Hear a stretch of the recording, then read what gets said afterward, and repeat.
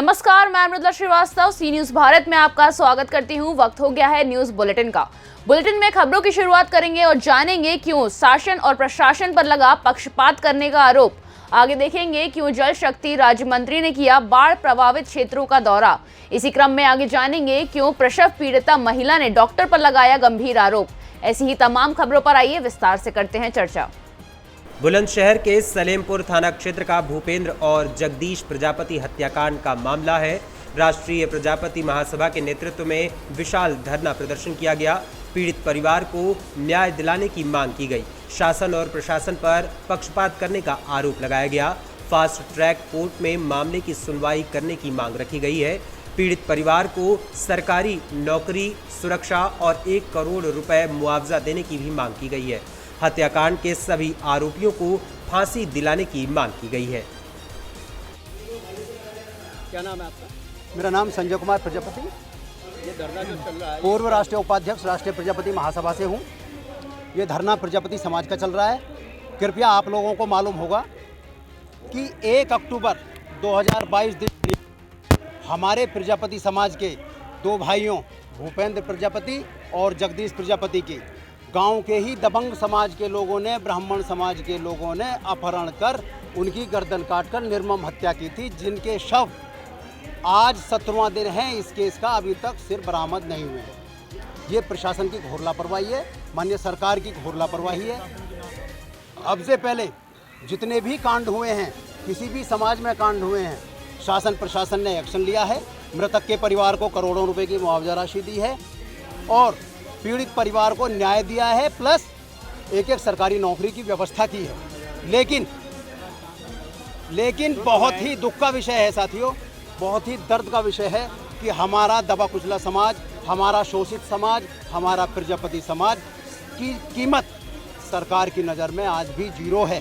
काजल प्रजापति हत्याकांड, अब डिस्ट्रिक्ट मथुरा, मैनपुरी हत्याकांड, हरदोई अपहरण कांड, लखीमपुर खीरी हत्याकांड, एक भी केस में अभी तक शासन प्रशासन की नींव नहीं खुली है, कोई कार्रवाई नहीं हुई। आपकी मांगे क्या? अब जगदीश प्रजापति और भूपेंद्र प्रजापति वाले कांड में हमारी मांगे हैं कि जितने भी हत्यारोपित अरेस्ट हुए हैं, अभी पता लगाया कि तुषार प्रजापति को प्रजापति समाज के धरने के दबाव में पुलिस ने आज सुबह गिरफ्तार किया है।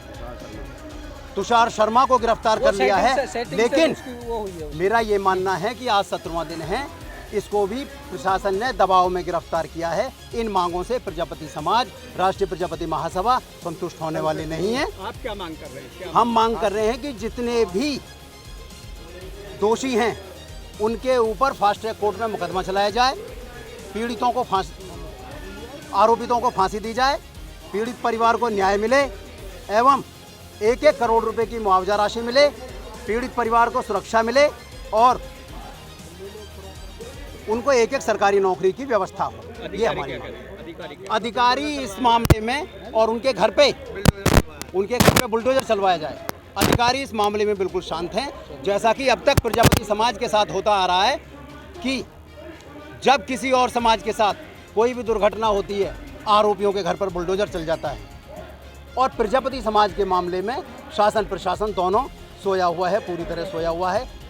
इस तरह का अनदेखा व्यवहार बिल्कुल भी बर्दाश्त नहीं किया जाएगा। धरना देंगे जब तक हमारी मांगें पूरी नहीं होगी, जब तक हमें न्याय नहीं मिलेगा, हम यहीं रोड पर बैठेंगे। अभी हम 10 मिनट और वेट करेंगे। अगर माननीय डीएम साहब या एसएसपी साहब यहाँ नहीं आते हैं तो हम रोड जाम करेंगे। मेरे दोनों बच्चे जिस घर में काटे हैं उस घर पे बुलडोजर घूमनी चाहिए, उनकी हेगा कुड़की होनी चाहिए और मेरे दोनों बच्चे काटे उनको सब बरामद होना चाहिए, चारों की फांसी हो, उनके सर मेरे कदम में आना चाहिए, उनको चारों को सर मेरे सामने आना चाहिए। जैसे मेरे बच्चे काटे इस तरह से वो कटने चाहिए। पुलिस से क्या मदद चाहती है? पुलिस ने हमें कोई मदद नहीं दी, कोई कार्रवाई नहीं करी है। क्या नाम है आपका? क्या नाम है आपका? बुलंदशहर से सी न्यूज संवाददाता नितिन की रिपोर्ट। उत्तर प्रदेश के देवरिया जनपद में बरहज और रुद्रपुर तहसील क्षेत्र में गोरा, राप्ती और घाघरा नदी का जलस्तर बढ़ने से कई गांव इस बाढ़ की चपेट में है। जहां आज उत्तर प्रदेश के जल शक्ति राज्य मंत्री दिनेश खटीक बाढ़ प्रभावित क्षेत्रों में पहुंचे और सबसे पहले बरहज विधानसभा क्षेत्र के बकुची ग्राम सभा में उन्होंने बाढ़ पीड़ितों को राहत सामग्री वितरित की। इसके बाद उन्होंने रुद्रपुर में बाढ़ प्रभावित लोगों से भी मुलाकात की और मदद का आश्वासन दिया। जहां बरहज विधायक दीपक मिश्रा, साका रुद्रपुर विधायक जयप्रकाश निषाद, जिलाधिकारी जितेंद्र प्रताप सिंह मौजूद रहे और मोटर बोट से बाढ़ प्रभावित इलाकों का दौरा किया और सभी को राहत सामग्री भी वितरित की। देवरिया जिले में जो मेरी विधानसभा पड़ती है, माननीय विधायक है हमारे साथ, जिलाधिकारी महोदय हैं और यहाँ एसपी महोदय हैं, सभी के साथ ग्रामीण क्षेत्र का दौरा किया नाव से। और जो माननीय मुख्यमंत्री जी का सीधा निर्देश है कि कोई भी व्यक्ति, आम जनमानस हो या कोई जनहानि, कोई पशु हानि, किसी चीज़ की ना हो पाए। प्रत्येक विधानसभा में जहाँ भी पूरे ग्रामीण क्षेत्र में जहाँ भी बाढ़ आई है, प्रत्येक गांव का दौरा कर रहे हैं। दौरे में राहत सामग्री का पैकेट दिया जा रहा है, जिसमें 10 किलो आटा, 10 किलो चावल, 2 किलो हरड़ की दाल है, 10 किलो आलू है, मिर्च, मसाले, मतलब सारी चीज़ें, सुविधाएं सामग्री के अंदर हैं कि किसी भी व्यक्ति को, एक जनमानस को कोई दिक्कत, कोई प्रॉब्लम ना हो। इसके लिए बराबर सरकार चिंतित है और आदरणीय मुख्यमंत्री जी स्वयं दौरा किए हैं। आदरणीय हमारे कैबिनेट मंत्री स्वतंत्र देव सिंह खुद दौरा किए हैं। कल हमारे कैबिनेट मंत्री सूर्य प्रताप शाही जी आए थे। बराबर हमारे क्षेत्र के विधायक हैं जो बराबर यहाँ पर नियमित रूप से यहाँ पर लोगों के लिए खाना बनवाए हैं। और हमारा पूरा जिला प्रशासन, जिलाधिकारी महोदय ने एडीएम लगा करके यहाँ नोडल नियुक्त कर दिए, चाहे वो पशुपालन विभाग हो, चाहे वो स्वास्थ्य विभाग हो, कोई भी डिपार्टमेंट हो, उसको किसी तरह की प्रॉब्लम किसी व्यक्ति को नहीं आनी चाहिए। सर, यूपी में कितने जिलों में बाढ़ प्रभावित हैं और यूपी में क्या किया, क्योंकि तब तमाम लोग परेशान हैं। इसके साइड एस्पेक्ट्स भी हैं, जैसे मान लीजिए कि फसलें बर्बाद हो गई, गेहूं भी लग रहा नहीं बो पाएंगे लोग, तो इसके लिए सरकार क्या प्लानिंग कर रही है और क्या करेंगे आप लोग? मैं समझता हूँ कि गोरखपुर मंडल में जहाँ देवरिया और महाराजगंज 3-4 जिलों में ज़्यादा इफेक्ट है, वहाँ पर हम स्वयं जा रहे हैं और इसका आकलन माननीय मुख्यमंत्री जी ने स्पष्ट कहा है कि किसान की फसल जो नष्ट हुई है बाढ़ से, उसका मुआवजा भी आकलन करके जो सही होगा वो दिलाया जाएगा। देवरिया से सी न्यूज़ संवाददाता ज्ञानेंद्र की रिपोर्ट। मुजफ्फरपुर में आरक्षण बचाओ चुनाव कराओ कार्यक्रम के तहत बीजेपी के कार्यकर्ताओं द्वारा जिले के औराई मंडल अध्यक्ष के नेतृत्व में प्रखंड मुख्यालय में धरना प्रदर्शन किया गया। बीजेपी के दर्जनों कार्यकर्ता धरना प्रदर्शन के आयोजन में सम्मिलित थे। इस दौरान मुजफ्फरपुर नगर निगम के चुनाव जल्द कराने की मांग की जा रही थी, वहीं आरक्षण बचाओ चुनाव कराओ की भी मांग की जा रही थी। औराई प्रखंड मुख्यालय में आयोजित एक दिवसीय ये धरना प्रदर्शन का आयोजन शांतिपूर्वक तरीके से किया जा रहा था। प्रदेश के भारतीय जनता पार्टी के आह्वान पर आज प्रत्येक प्रखंड में ये धरना प्रदर्शन का आयोजन किया गया है। इसमें मुख्य मांग है कि चुनाव आयोग और उच्च न्यायालय के आदेशानुसार जो गत 3 वर्ष पहले आरक्षण दिया गया, उसको इन्होंने बरगला करके ख़त्म करके और ये चुनाव कराना चाहते हैं। उसको सार्वजनिक किया जाना चाहिए चुनाव आयोग के चिट्ठी को। क्या परिचय हुआ आपका? अभय कुमार सिंह, भारतीय जनता पार्टी। औराई प्रखंड मुख्यालय पर एक दिवसीय धरना प्रदर्शन पर बैठे हैं, जिसमें विगत कुछ दिनों पूर्व नगर निगम का चुनाव का जो नॉमिनेशन हुआ था, जिसमें आदरणीय मुख्यमंत्री जी के गलत नीति के कारण आरक्षण माननीय high court, Patna high court ने रद्द कर दिया था। उसी के खिलाफ हम लोग धरना पर बैठे हुए हैं। जल्द नगर निगम चुनाव हो और ये निकम्मी सरकार का खात्मा होगा। आज से हम लोग शंखनाद कर दिए हैं। भ्रष्टाचार आरक्षण बचाने के लिए हम लोग औराई प्रखंड मुख्यालय पर धरना प्रदर्शन में बैठे हुए हैं। क्या नाम है आपका? परिचय। मेरा नाम हो गया हरिओम कुमार, भारतीय जनता पार्टी मंडल अध्यक्ष औराई उत्तरी। राज्य सरकार के नैतिक के जो है खिलाफ में हम लोग राज्य सरकार के खिलाफ आज धरना प्रदर्शन कर रहे हैं। हम भारतीय जनता पार्टी कोषाध्यक्ष और आई उत्तरी मंडल और राज्य सरकार जो है पहले तो घोषणा कर दी कि जो मतलब मेयर वाले चुनाव में कि ये सभी अति पिछड़ा जो है लोग चुनाव लड़ सकते हैं और अति पिछड़ा के मान सम्मान में कभी भी जो है माननीय नीतीश कुमार बिहार मुख्यमंत्री आज तक कभी भी जो है सम्मान देने का काम नहीं किए हैं। अति पिछड़ों को ठगने का काम किए हैं। पिछड़ों को जो है हर समाज को पिछड़ा अति पिछड़ा को वंचित किए हैं। किसी भी जो है जगह पर मान सम्मान देने का काम नहीं किए हैं। और जितने भी उम्मीदवार थे मेयर वाले चुनाव में वो लोग मेयर और उप मेयर के चुनाव में वो लोग जो है सभी लोग पहले से जो है जनसंपर्क में लगे हुए थे, अपने जो है काम से वंचित हो गए और काफ़ी सारा रुपया भी। क्या नाम है आपका? भारतीय जनता पार्टी कोषाध्यक्ष रंजीत कुमार। उद्देश्य क्या है आज की इस बैठक का? मुख्य उद्देश्य जैसा कि बिहार प्रदेश के निर्णयानुसार आज के दिन में सभी ब्लॉकों पर इस प्रकार का कार्यक्रम धरना का आयोजन किया गया है। इसका मुख्य उद्देश्य है कि नगर निकाय चुनाव में सरकार के आरक्षण के विषय में दोहरी नीति के कारण, दुरंगी नीति के कारण जनता को भरमाने के लिए, गलत ढंग से बहकाने के लिए, उनको बर्बाद करने के लिए सरकार खुली हुई है। ये सरकार पिछड़ों का, अति पिछड़ों का दुश्मन है। ये सरकार कभी नहीं इसका उत्थान होना देना चाह रही है। इसलिए 15 साल तक माननीय लालू प्रसाद जी और 17 वर्ष तक नीतीश कुमार जी, आधा बिहार को मतलब 30 वर्ष अपने लाइफ का एक मायने रखता है। और ये सुनहला अवसर जो आगे बढ़ने का था, बिहार को गौरवान्वित होना था, बिहार को अपना प्रभुत्व कायम करना चाहता था, जो हमारा बिहार और निचले सीढ़ी पर मैदान के खड़े हैं विकास के सीढ़ी के हिसाब से, तो इसको और आगे बढ़ना चाहिए था। लेकिन ये दोहरी नीति के कारण कोई भी प्रोग्राम बिहार में सक्सेस नहीं हुआ। वो आरक्षण नीति हो, वो नल जल नीति हो, या कोई भी नीति को उठा के ले लिया जाए, सिर्फ नीति इसलिए बनती है कुछ लोगों को खाने कमाने का जगह मिल जाता है, लूटने खसूटने का व्यवस्था मिल जाता है, इसीलिए नीति बनाई जाती है। नीति का मतलब होता है जमीन पर स्थापित करना, जनता को बीच में उतार कर दिखाना। परिचय दीजिए अपना। मैं शोभेंद्र सिंह, भारतीय जनता पार्टी पूर्व मंडल अध्यक्ष और आज इसका मुख्य उद्देश्य है कि बिहार सरकार के द्वारा आरक्षण समाप्त करने की जो कोशिश की गई है और नगर निकाय चुनाव स्थगित कर दी गई है, इसके विरोध में और यथाशीघ्र नगर निकाय का चुनाव हो, इसकी मांग के लिए हम लोग औराई प्रखंड मुख्यालय पर धरना पर बैठे हैं। क्या नाम हुआ आपका? संजीत कुमार सहनी, भाजपा मंडल अध्यक्ष औराई दक्षिण। मुजफ्फरपुर से सी न्यूज़ संवाददाता दीपक कुमार तिवारी की रिपोर्ट। खबर मुजफ्फरपुर जिले के बंदरा प्रखंड से है, जहां पटसारा दुर्गा मंदिर प्रांगण में जलवायु अनुकूल कृषि कार्यक्रम के अंतर्गत किसान गोष्ठी सह प्रशिक्षण कार्यक्रम का आयोजन किया गया, जिसकी अध्यक्षता पूर्वी जिला पार्षद फणीश कुमार चुन्नू के द्वारा किया गया।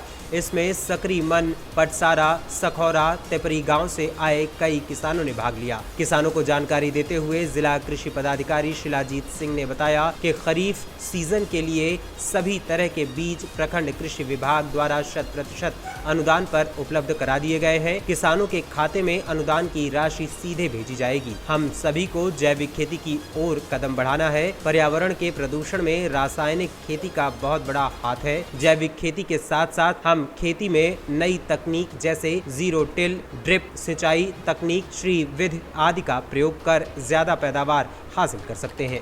इस मौके पर ढोली कृषि विभाग केंद्र के वैज्ञानिक अमृतलाल मीणा, वैज्ञानिक निधि कुमारी, वैज्ञानिक अर्पिता कुमारी, तेपरी मुखिया हरिश्चंद्र राम एवं किसान मौजूद रहे। इसकी में आज के दिन में बारिश जैसी हो रहा, अभी बारिश जो होना चाहिए था नहीं हुआ, जब नहीं होना तब हो रहा है, इससे किसान को काफ़ी नुकसान हो रहा है। जलवायु परिवर्तन को लेकर के हम लोग अलग जगा रहे हैं। अभी आत्मा के द्वारा भी किसान गोष्ठी हुआ है। इसी विज्ञान केंद्र के माध्यम से आज का जो माननीय प्रधानमंत्री के कार्यक्रम के अवसर पर एक गोष्ठी था, इसमें जलवायु परिवर्तन को रोकने के लिए किसान को आगे आना पड़ेगा और अपने आप सोचना पड़ेगा कि हम जलवायु परिवर्तन किसे कर सकते हैं, किसे रोक सकते हैं, किस तरह की खेती करेंगे जिससे कि हम अच्छा। इसमें मोटे अनाज पर विशेष रूप से ध्यान देने की आवश्यकता पड़ेगी। धान, गेहूँ, मक्का पर निर्भर रहने से काम नहीं चलेगा। मोटे अनाज पर पहले खेती होता तो उसमें पानी कम लगता था, खाद कम लगता था, उसी तरह से आपका रबी के समय जौ, चना, मटर, मसूर लगता था, वो भी काफ़ी लाभप्रद था और औषधि के रूप में भी यूज करता है। मसाला का भी खेती कर सकते हैं। इस तरह की खेती की पद्धति सिस्टम को बदलना पड़ेगा। ठीक। मुजफ्फरपुर से सी न्यूज संवाददाता गंधीर की रिपोर्ट। गया जिले के बाराचट्टी प्रखंड अंतर्गत कहुदाग पंचायत सरकार भवन में सोमवार को FCDO और फिया फाउंडेशन के द्वारा CBO सदस्यों को एक दिवसीय जलवायु परिवर्तन से संबंधित प्रशिक्षण दिया गया। इस कार्यक्रम के प्रथम दिन प्रखंड के कुल 13 पंचायतों में से 5 पंचायत जिसमें भलुआ, बुमेर, जयगीर, कहुदाग एवं 12 पंचायत के सैकड़ों सदस्यों को प्रशिक्षित किया गया। कार्यक्रम में पहुंची महिला सदस्यों ने मीडिया से बात करते हुए बताया कि इस संस्था से हमें सरकार के द्वारा संचालित विभिन्न योजनाओं की जानकारी मिलती है, जिसे हम लोग अपने गाँव में जाकर प्रसारित करते हैं। कार्यक्रम में संस्था के अधिकारियों में टेक्निकल एक्सपर्ट आशीष कुमार, प्रखंड समन्वयक शत्रुंजय कुमार, पंचायत समन्वयक सत्येंद्र कुमार, मृत्युंजय कुमार, अनिल पासवान, रामाशीष यादव आदि लोग मौजूद रहे। अच्छा, आपका क्या हुआ? मेरा नाम रूपाली कुमारी हुआ, मैं कहुदाग पंचायत से हूँ। आज जो फिया फाउंडेशन के द्वारा कार्यक्रम जो चलाया जा रहा है, इसमें आप आए हैं, क्या क्या जानकारी आपको मिला? हमें यहाँ बहुत सारा जलवायु परिवर्तन और मनरेगा और बहुत सारे सुविधा का बताया गया यहाँ पे। क्या आप जो यहाँ आपको प्रशिक्षित किया जा रहा है, आगे लोग आप गाँव में जाके इसको विस्तारित रूप में करेंगे? जी हाँ, धन्यवाद। कहुदाग पंचायत से आई है। क्या क्या जानकारी आपको यहाँ मिला आने से? बहुत सारी जानकारी मिला कि फाउंडेशन के तहत से जलवायु परिवर्तन हुआ के बारे में जानकारी हुई है और आयुष्मान भारत कार्ड और मनरेगा के तहत जॉब कार्ड, यही सब के बारे में जानकारी। आयुष्मान कार्ड के बारे में क्या बताया गया आपको? स्वास्थ्य जो फ्री इलाज होती है ना, 5 लाख रुपए का, इसके बारे में कैसे माने नहीं है जिनको पास आधार राशन कार्ड में नाम है तो राशन कार्ड के द्वारा भी जा सकते हैं बोधगया बुधा नर्सिंग होम में। चलिए ठीक। ये जो फिया फाउंडेशन है और जो कार्यक्रम आज यहाँ हो रहा है बाराचट्टी में, इसके बारे में सर आप बताएं। पहले तो मैं अपना परिचय बताता हूँ। मेरा नाम आशीष है और मैं फिया फाउंडेशन में as a project engineer FCDO programme में काम कर रहा हूँ। और ये जो हम लोगों का आज का यहाँ प्रशिक्षण आयोजन किया गया है, ये CBO समूह के सदस्यों के लिए और कम्युनिटी जो हमारे कैडर हैं उनके लिए आयोजित किया गया है। इसमें हम लोग जलवायु परिवर्तन, NRM के कार्यों और जो सोशल प्रोटेक्शन स्कीम है, सामाजिक सुरक्षा योजनाएं हैं, उसके बारे में जो है इनको प्रशिक्षित करने का काम आज कर रहे हैं। और ये पूरी 13 पंचायतें जो हम लोगों का काम चल रहा है, ICRG का कार्यक्रम चल रहा है 13 पंचायतों में, उसमें से आज ये 5 पंचायत के लोग बुमेर, भलुआ, जयगीर और 12 के आई हुई सदस्य हैं। और बाकी का ये 5 दिन तक कार्यक्रम यहाँ प्रशिक्षण का हम लोगों ने आयोजन किया हुआ है। ये जो कार्य आप कर रहे हैं, जो संस्था ये कहीं ना कहीं सरकार भी इस काम को करती है। सरकार के काम और आपके काम में क्या अंतर रहता है? सरकार के साथ ही हम लोग मिलकर काम कर रहे हैं। हमारा काम और सरकार के काम में कुछ अंतर नहीं है, बस सरकार इनको जो जागरूकता होनी चाहिए, जो गांव स्तर पर, पंचायत स्तर पर जागरूकता का काम हम लोग कर रहे हैं। बाकी जितनी भी योजनाएं सरकार की चल रही हैं वो इसी से लाभान्वित हो रहे हैं। तो इनको जागरूक करके, क्योंकि जो वंचित समुदाय गांव स्तर पर, पंचायत स्तर पर रह रहे हैं, उन तक सभी योजनाओं की जानकारी नहीं पहुंच पाती है।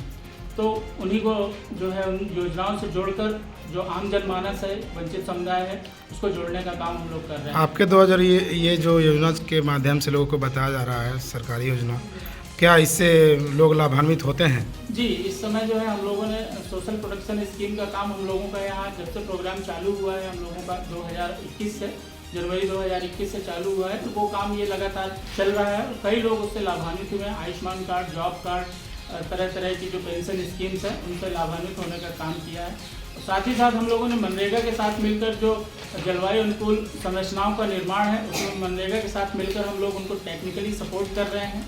और 5 हम लोगों ने ऐसे कामों को चयनित किया है बाराचट्टी ब्लॉक में, जिनको हम लोग जलवायु अनुकूल संरचना का निर्माण करेंगे और लोगों को उनसे आजीविका आय में उनके वृद्धि हो, उसके लिए भी हम लोग एक प्लान करके उनका करने का काम। कितने दिनों से प्रशिक्षण चल रहा है सर यहाँ? आज प्रशिक्षण का पहला दिन है और ये प्रशिक्षण जो है पूरे 13 पंचायतों के लोगों के साथ है, तो अभी आगे 4 दिन और चलेंगे। कितने लोग आए हैं तेरे पंचायत से? 13 पंचायतों से हम लोगों ने जो चयनित किया वो 120 लोग हैं जो हमारे कम्युनिटी वॉलंटियर हैं और कम्युनिटी जो बेस्ड ऑर्गेनाइजेशन हम लोगों ने बनाया है उसके अध्यक्ष और सचिव। धन्यवाद। गया से सी न्यूज़ संवाददाता राहुल नैन की रिपोर्ट। रविवार की रात मेरठ के थाना रेलवे रोड क्षेत्र के पूर्वा हाफिज अब्दुल करीम में एक महिला के घर में घुसकर जानलेवा हमला किया गया। पीड़ित ने 6 आरोपियों के खिलाफ तहरीर दी है। पुलिस ने आरोपियों के खिलाफ अभी तक कोई कार्यवाही नहीं की है। सोमवार को इल्मा पुत्री इश्तियाक एसएसपी कार्यालय पहुंची। एसएसपी को दिए प्रार्थना पत्र में उन्होंने बताया कि उसकी मां अनीसा बानो 16 अक्टूबर की रात करीब 9 बजे घर में बैठी थी। उसी दौरान मोहल्ले के शादाब, अनस, फैयाज, रुखसर, अलमास, मुस्तफ़ा गाली गलौज करते हुए उसके घर में घुसे और उसकी मां के सिर पर धारदार हथियार से हमला कर दिया, जिससे उसकी मां गंभीर रूप से घायल हो गई। सूचना पर पुलिस मौके पर पहुंची और घायल को जिला अस्पताल में भर्ती कराया। उधर पुलिस ने इस मामले में अब तक कोई कार्रवाई नहीं की है। इल्मा ने एसएसपी से आरोपियों के खिलाफ कार्रवाई करने के लिए शिकायती पत्र सौंपा है। क्या नाम है आपका? जी अनीसा बानो। क्या बात हो गई थी आपके साथ? ये आपने बेटी भी घर के अंदर, ये चारों थे बान भैया, इन्होंने मेरे ऊपर हमला करा बिना खतर बिना कसूर। मुझे अब मार के डाल दिया एकदम। मेरे हाथ में छुरी मारी, छुरी जो फट गया था। छुरी मारने वाला कौन था? फैयाज। और कौन? अनस ने छुरी ली और मेरे सिर पर मारी। फैयाज ने बोतल आँख में मारी, दिमाग के अंदर और इसके अंदर मारी, आँख के अंदर इन वो छुरी की नोक। आपने तहरीर दी पुलिस वालों को? जी। फिर क्या हुआ? क्या कार्रवाई करी पुलिस वालों ने? कुछ कार्रवाई नहीं हुई, बस ऐसे कहते आप जाओ पुलिस आएगी। आप बोलो। पुलिस आएगी, अब घर पे अभी तक नहीं आई। मेरे घर पे जाके देखो, सारा सामान तोड़ दिया, कुछ नहीं छोड़ा। मेरा बड़ा तने था। आप जाके देखो मेरे घर के अंदर। आप क्या चाहती हैं? आप क्या चाहती हैं? कार्रवाई करवाऊंगी। मेरा आदमी खड़ा हुआ आगे रक्षक से और उनको बहुत मारा, उनकी कुल्ले की टांग तोड़ दी। फैयाज ने उनने क्या है उसका नाम नहीं, इनने मारा उसका सदाब ने, दिल्ली से पटेल नगर से आया वो चोर। इनने तो बहुत मारा मेरा आदमी को। मेट्रो के अंदर जेब पे काटता है वो यहाँ आके बस गया। मेरे आदमी को बहुत मारा, मामू लगता है इसका। जैसे इनने खा जिसने हमला कराया आपके कौन कौन है? वो जिसने हमला कराया? फैयाज है, चारों। आप बताओ नाम क्या क्या है?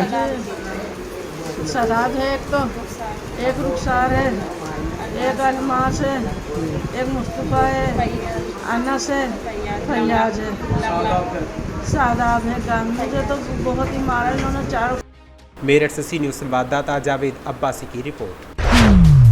मुजफ्फरपुर जिले के औराई प्रखंड में सरपंचों ने धरना प्रदर्शन के बाद सभा का आयोजन किया, जिसमें पूर्व सरपंच और उप सरपंच शामिल थे। सरपंचों द्वारा मानदेय भुगतान नहीं होने पर गहरी नाराजगी जताई। सरपंचों का कहना था कि नए सरपंचों को भी 10 महीने से मानदेय बकाया है। वहीं पूर्व सरपंच और उप सरपंच का बकाया पैसा अब तक नहीं मिला है, जिसको लेकर औराई प्रखंड में आज ये लोग धरना प्रदर्शन कर रहे हैं। आज 26 पंचायत के पंच, सरपंच, उप सरपंच धरना प्रदर्शन के लिए आयोजन में सम्मिलित हुए। अंत में उन्होंने अपनी मांगों से संबंधित ज्ञापन प्रखंड विकास पदाधिकारी को सौंपा। सरपंचों ने कहा कि मांग पूरी न होने पर अब अनिश्चितकालीन धरना प्रदर्शन किया जाएगा।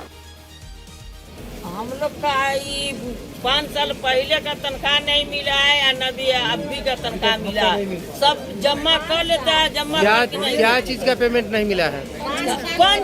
पंच का। हाँ। पंच और सरपंच आप लोग हैं? औराई प्रखंड के कौन कौन पंचायत के हैं आप लोग? औराई प्रखंड मतलब 26 पंचायत के लोग इसमें हैं सब।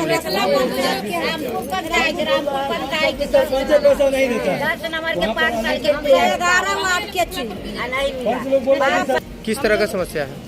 जी हम लोग भी लेटर भी दिए हैं कि फिर भी कोई सुनवाई नहीं है। क्या समस्या है? हम लोग को मानदेय नहीं मिल रहा है। पंच सरपंच किसी को अच्छा, मानदेय नहीं मिला है। कितने महीने से भुगतान नहीं हुआ है? 10 महीने से नहीं। 10 महीने से मानदेय भुगतान नहीं हुआ है। एक दिवसीय है। एक दिवसीय धरना प्रदर्शन है।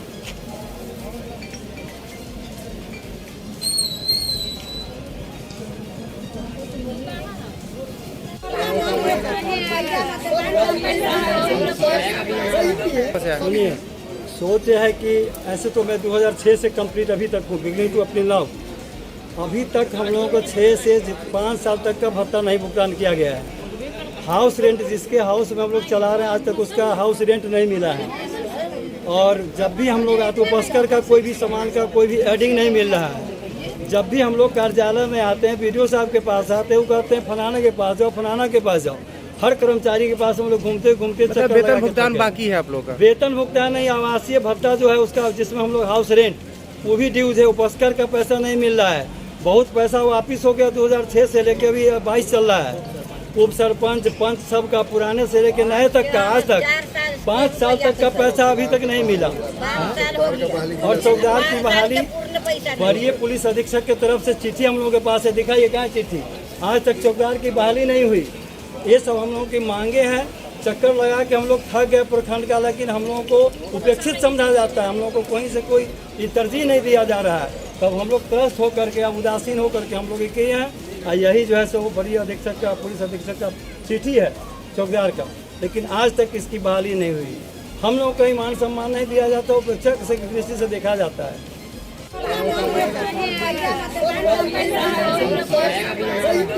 सुनिए, सोच है कि ऐसे तो मैं 2006 से कंप्लीट। मुजफ्फरपुर से सी न्यूज़ संवाददाता दीपक कुमार तिवारी की रिपोर्ट। मत्स्यजीवी सहयोग समिति के विभिन्न पद पर चुनाव को लेकर औराई प्रखंड में सोमवार को नामांकन की प्रक्रिया शुरू हुई, जिसको लेकर भारी भीड़ जुटी। सुबह 10 बजे से प्रखंड मुख्यालय में काफी संख्या में लोग आने जाने लगे। मत्स्यजीवी सदस्य, सचिव एवं अध्यक्ष पदों पर चुनाव को लेकर नामांकन कराया जा रहा है। दिन के 3 बजे तक नामांकन की प्रक्रिया चलती रही। बताइए किस तरह का नामांकन कराया है? हम मंत्री कोषाध्यक्ष के लिए सुखदेव सर आज नामांकन पत्र भरे हैं? आज नामांकन पत्र। कहाँ घर है आपका? औराई प्रखंड में। मत्स्यजीवी सहयोग समिति का निर्वाचन होने वाला है, जिसका आज नामांकन का अंतिम दिन है। नामांकन हो रहा है? हाँ, नामांकन 3 बजे तक आज लास्ट है। औराई प्रखंड में। क्या परिचय हुआ आपका? हम शिक्षक हुए ब्रजेश कुमार शाही, औराई। मुजफ्फरपुर से सी न्यूज़ संवाददाता दीपक कुमार तिवारी की रिपोर्ट। सिद्धार्थनगर जिले के नवनिर्मित नगर पंचायत कपिलवस्तु में विश्व हिंदू परिषद महासंघ के कपिलवस्तु नगर पंचायत अध्यक्ष राजन मोदनवाल ने अपने कार्यकर्ताओं के साथ बर्डपुर बाजार से पलटा देवी एवं अन्य जगहों का जायजा लिया, जिसमें देखा गया कि बर्डपुर बाजार से पलटा देवी रोड गड्ढे में है, जिसको लेकर राजद मोदनवाल ने अपने कार्यकर्ताओं के साथ 24 घंटे के अंदर रोड गड्ढा मुक्त कराने का नगर पंचायत कपिलवस्तु के ईओ को ज्ञापन सौंपा। इस दौरान अजय शर्मा, पिंटू यादव एवं अन्य कार्यकर्ता मौजूद रहे। आपका नाम क्या है, कहाँ के रहने वाले हैं? हमारा नाम जमाल अहमद है, बर्डपुर के रहने वाले हैं। ये रोड जो है पूरा टूटा हुआ है, यहाँ पानी लगा हुआ है, कीचड़ का अंबार है, तो क्या कहेंगे? ये रोड बहुत बुरी स्थिति बनी हुई है इसकी। आए दिन यहाँ पे दुर्घटना होती रहती है। यहाँ गाड़ियाँ जब जाती हैं तो दुकानों में भी इसका कीचड़ चला जाता है। इसके जिम्मेदार कौन है? अब इसके जिम्मेदार अधिकारी हैं, मौके के अधिकारी हैं। ये नगर पालिका भी घोषित हो गया है, नगर पंचायत, तो इस पर मतलब अभी तक हर जगह सरकार वादा कर रही है कि गड्ढा मुक्त किया जा रहा है। नगर के ईओ इसके जिम्मेदार हैं। नगर पालिका अगर घोषित हुआ है तो ईओ की जिम्मेदारी बनती है कि अपने नगर पालिका को देखे।